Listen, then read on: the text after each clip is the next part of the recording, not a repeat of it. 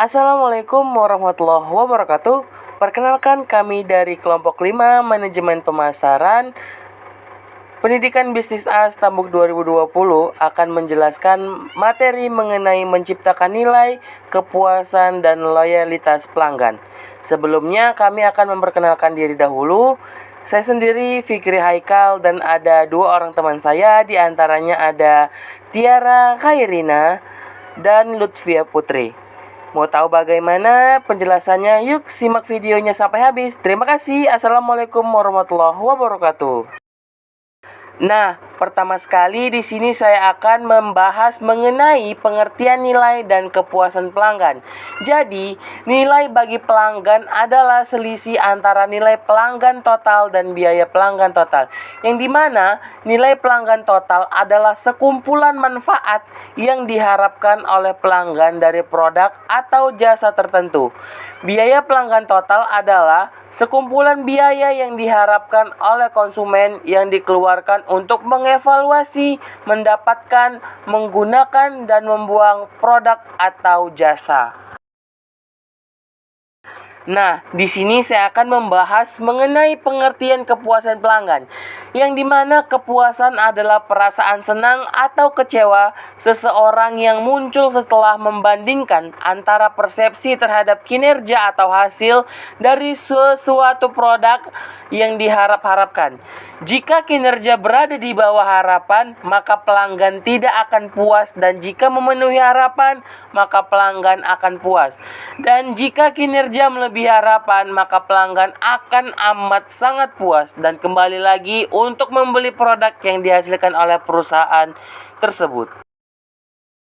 Nah, setelah itu kita akan membahas mengenai menyampaikan nilai bagi pelanggan dan kepuasan pelanggan, yang dimana sistem penyampaian nilai ada terbagi dalam 3 urutan, yaitu urutan penciptaan dan penghantaran nilai dapat dibagi menjadi 3 fase, yaitu memilih nilai, mempresentasikan pemasaran yang dilakukan sebelum produk dibuat. Dan fase kedua adalah menyediakan nilai pemasaran, harus menentukan fitur produk tertentu, harga, dan distribusi. Tugas dalam fase ketiga adalah mengomunikasikan nilai dengan mendayagunakan penjualan, promosi dan penjualan, iklan, dan sasaran komunikasi lain untuk mengumumkan dan mempromosikan produk. Setelah itu ada rantai nilai, yang dimana rantai nilai ini adalah alat untuk mengidentifikasi cara menciptakan lebih banyak nilai pelanggan. Menurut model ini, setiap merupakan sintetis dari kegiatan yang dilaksanakan untuk merancang, memproduksi, memasarkan, menghantarkan, dan mendukung produknya. Dalam konsep rantai nilai, perubahan harus mencermati biaya dan kinerja dalam setiap aktivitas yang menciptakan nilai untuk mengupayakan perbaikan. Perusahaan sebaiknya memperkirakan biaya dan kinerja pesaing sebagai pertandingan. Kalau dapat melaksanakan aktivitas tertentu lebih baik ketimbang pesaing, perusahaan dapat mencapai keunggulan dalam pesaing. Selanjutnya akan dipaparkan oleh kedua teman saya. Selamat mendengarkan ya teman-teman. Selanjutnya ada materi mengukur kepuasan pelanggan. Dari pengukuran kepuasan pelanggan dapat dilakukan dengan pengukuran terhadap variabel-variabel yang mempengaruhi kepuasan pelanggan. Nah, di dalam materi ini terdapat 5 variabel yang mempengaruhi kepuasan pelanggan, yaitu pertama, ada tangible, artinya yaitu yang dilakukannya pengukuran, seperti penampilan fisik, gedung, kerapian, kebersihan, kenyamanan ruangan, kelengkapan fasilitas, dan penampilan karyawan. Yang kedua ada reliability. Maksudnya yaitu pengukuran dilakukan dengan akurasi informasi, penanganan konsumen, kemudahan pemesanan, lalu penanganan masalah konsumen dan penyediaan pelayanan yang tepat waktu. Yang ketiga ada responsible. Maksudnya yaitu melakukan pengukuran seperti kesiagapan karyawan dalam melayani konsumen, lalu kerja tim yang baik, kecepatan karyawan dalam menangani transaksi, kemudian penanganan keluhan terhadap konsumen. Yang keempat ada assurance. Maksudnya yaitu yang dilakukan pengukuran meliputi seperti pengetahuan karyawan terhadap produk secara tepat, pelayanan yang adil pada pelanggan, kualitas keramah tamahan, perhatian, dan kesopanan dalam memberikan pelayanan. Dan yang terakhir, poin kelima ada empati. Yang dilakukan pengukuran ini adalah kemudahan untuk menghubungi sebuah perusahaan, kemampuan karyawan untuk berkomunikasi dengan pelanggan, dan usaha perusahaan untuk memahami keinginan dan kebutuhan pelanggan. Kemudian, ada menerapkan konsep nilai. Seringkali manajer mengadakan analisis nilai pelanggan untuk mengungkapkan kekuatan dan kelemahan perusahaan. Itu relatif terhadap kekuatan dan kelemahan berbagai pesaingnya. Berikut adalah langkah dalam analisis ini. Yang pertama, ada mengidentifikasi atribut dan manfaat utama di nilai pelanggan.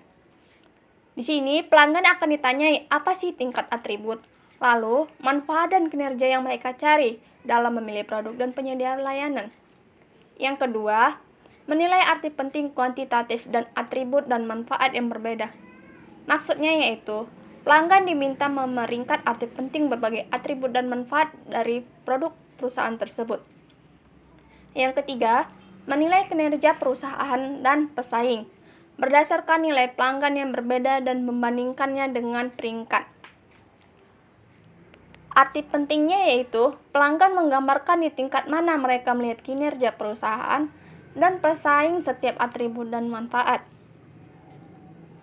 Yang keempat, mempelajari bagaimana pelanggan dalam segmen tertentu menentukan peringkat kinerja perusahaan terhadap pesaing utama tertentu berdasarkan suatu atribut atau manfaat. Yang kelima, poin terakhir, yaitu mengamati nilai pelanggan sepanjang waktu secara berkala. Maksudnya yaitu, perusahaan akan harus mengulangi studi nilai pelanggan. Kemudian, memposisikan pesaing ketika terjadi perubahan dalam ekonomi, teknologi, dan fitur. Dampak buruk jika mengabaikan loyalitas dan kepuasan pada pelanggan. Yang pertama itu adalah lost trust from customer, yaitu pelanggan kehilangan kepercayaan terhadap penjual, produk yang dijual, dan perusahaan atau korporasi. Yang kedua, negatif campaign, yaitu pelanggan akan menceritakan kekecewaannya kepada pelanggan yang lain, paling tidak kepada 20 orang. Yang ketiga, lost opportunity to recruit new customer, yaitu penjual atau korporasi akan kehilangan kesempatan untuk mendapatkan penjualan dari pelanggan baru. Secara logis disebabkan kampanye negatif yang terlanjur membanjir di media sosial. Yang keempat, high cost and hook effort, yaitu akibat penanganan yang tidak tepat mencapai 4 kali lipat dari biaya untuk merekrut pelanggan baru.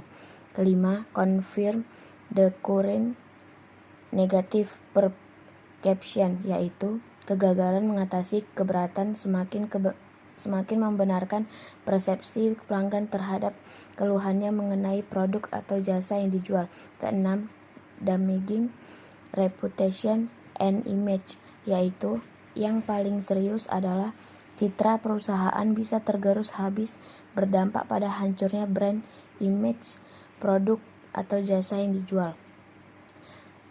Adapun alasan kepuasan dan loyalitas pelanggan penting.